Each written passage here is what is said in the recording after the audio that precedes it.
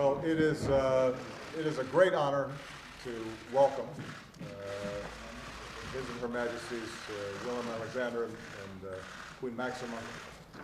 They have been wonderful friends to myself and Michelle and the girls personally.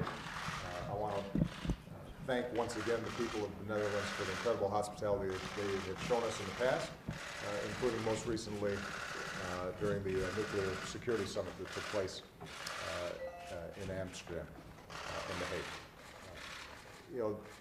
We have 400 years of history between our two countries. In Europe, that doesn't mean a lot, but in the United States, that is as old as it gets. And so the Dutch are some of our oldest and most precious allies. That continues to this day. We had the opportunity to discuss the shared work that we do through NATO in making sure that the transatlantic relationship stays strong. We discussed the continuing challenges in Ukraine and the importance of making sure that the Minsk agreement moves forward.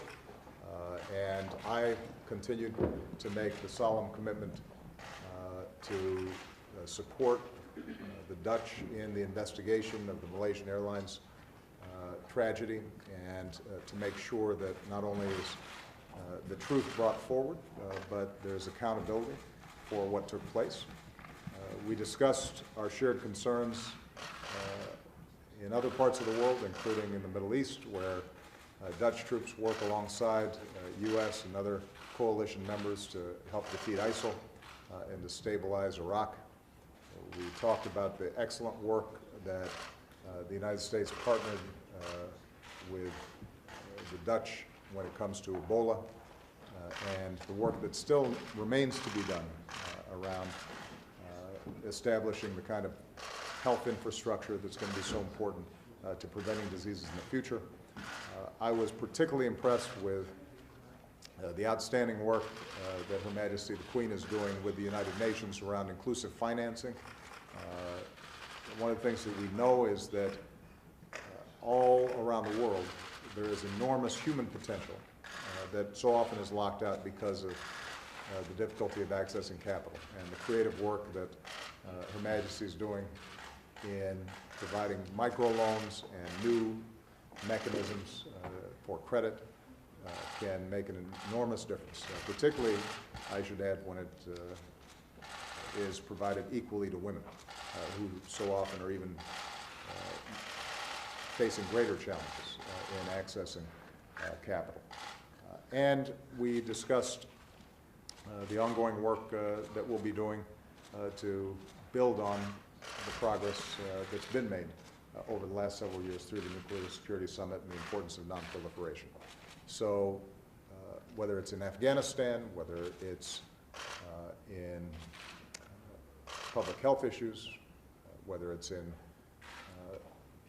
Europe and the need for us to maintain solidarity and uphold the principles that have been central to building a unified and peaceful Europe, the Netherlands has consistently been one of our greatest allies. And I think for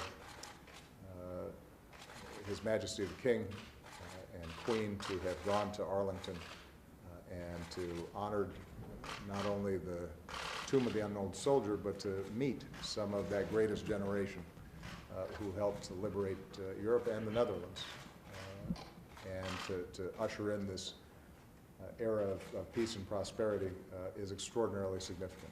So many of our World War II veterans during the 70-year anniversary are at the twilight of their lives, and for them to hear directly from such important people how much of a difference they made, and to get that recognition is truly significant. So I'm grateful, Your Majesty, for that, and even more grateful for the continuing friendship that the Dutch people have shown the United States of America. Well, thank you very much, Mr. President, for your warm words of welcome here. On behalf of my wife and myself, we're very thankful to be back in the White House. Great to see you again since last year at the Nuclear Security Summit. First of all, I'd like to express my sympathies to the people in Texas and Oklahoma suffering such severe weather conditions right now. The floodings are terrible. The victims and the families are going through a rough time. And if we can help as the Netherlands, of course we're willing to help. Second of all, my heartfelt condolences for the Vice President Biden, for the second big tragedy in his life now, losing a son while he's serving as best he can as a Vice President here in the United States. The main reason for our visit, obviously, was to thank the United States for what you've done for us 70 years ago. Especially the 82nd and 101 Airborne have played a major role in liberating our country, taking away the Nazi oppression, giving us back justice and rule of law and freedom. And ever since that moment, we are grateful, and as long as the Netherlands exists, we will be grateful to the United States for giving that to us. This morning at Arlington, wreath laying ceremony, we honored those people that gave their utmost, their life for our country. And speaking with the veterans and the Rosies was very impressive for us.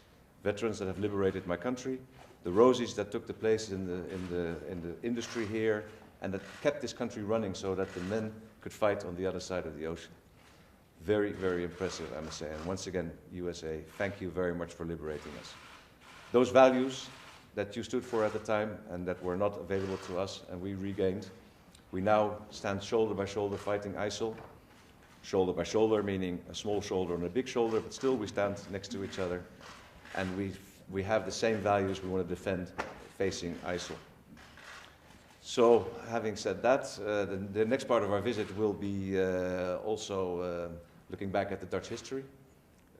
First Hudson, 1609, and then the first salute to the American flag from the island of Statia in November 1776 when the Andrew Doria sailed there. The Dutch saluted the flag, and ever since we've had a great bond with your country. 4.5 million Americans are from Dutch descent. You are the largest investor in our country. We're the third largest in your country. So this is really worthwhile to continue our relationship, and that's what we're working on these days. We're going to Michigan, to Holland, Michigan, to Grand Rapids, to see a lot of these descendants. And we're going to Chicago, where we hope to have a party, your hometown, obviously, but also the origin of house. The House of Orange is hoping to see some good music there at Millennium Park. And also look at some serious topics as healthy aging, urban farming.